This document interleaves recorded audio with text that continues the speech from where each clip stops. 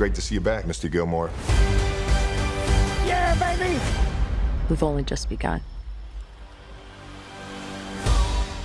What's going on, everyone? It's Mod here, and today we got something special for you, like Netflix level special.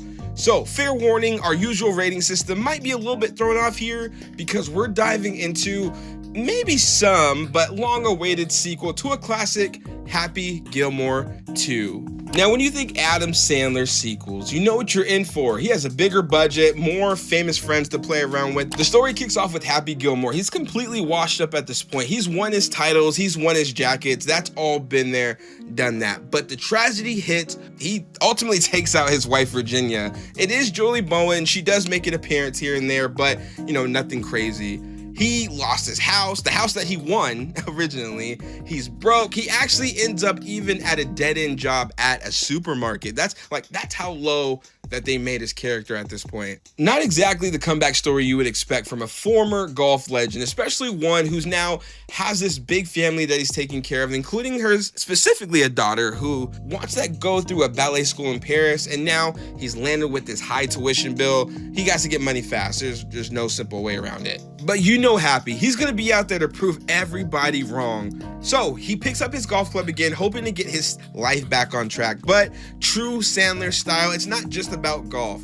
He's taking the responsibility of the loss of his wife, trying to shake off that rust, but also just that chaotic lifestyle he has, bringing it on screen for us. Along the way, we're treated to hilarious cameos that would even make Deadpool and Wolverine jealous.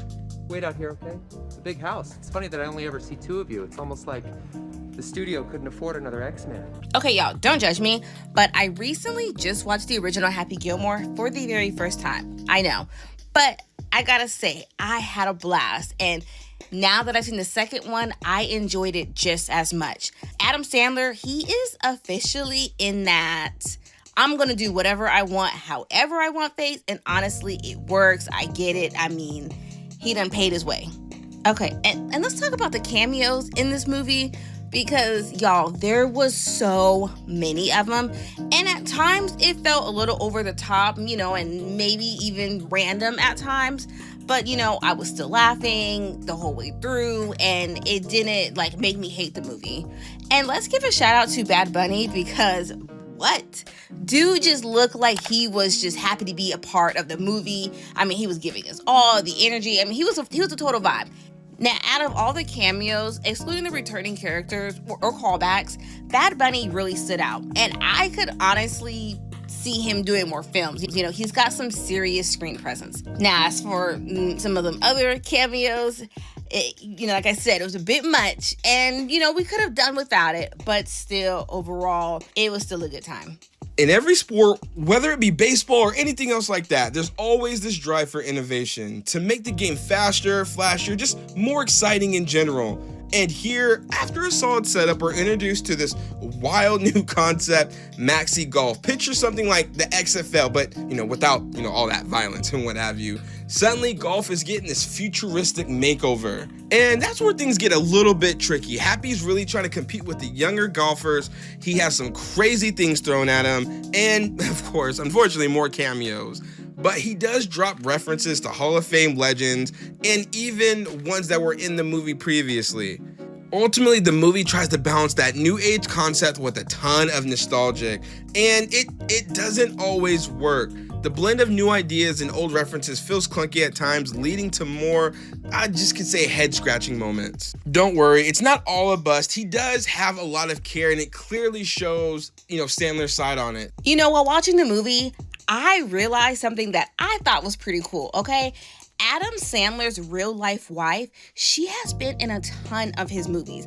I don't know if y'all knew that, but I just found that out. And she's also in this one. And not just her, okay? He even has his real-life daughters. Yes, both of them are in on here.